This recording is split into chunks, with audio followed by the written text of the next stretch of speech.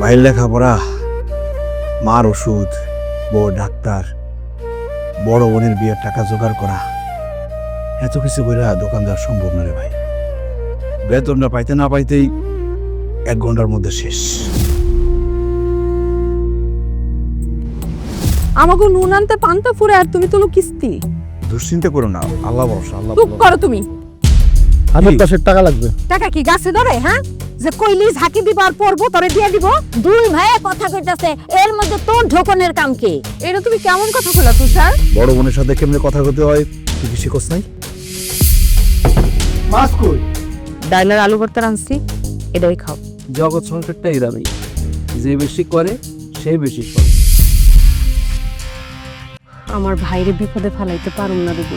যে সংসারে বাচ্চা কাচ্চা নাই সেই সংসারে আল্লাহর বরকত আছে। এখন তো আমার কথা শোনাই, দুদিন পর তুমি আমার কথা শোনাইবা।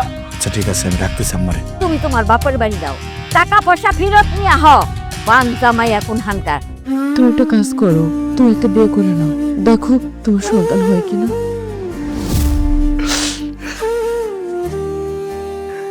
আল্লাহ যদি কোনোদিন আমাকে বাচ্চা নাও দেয়, আল্লাহর সিদ্ধান্ত আমি হাসি মুখে মাইনা নেব।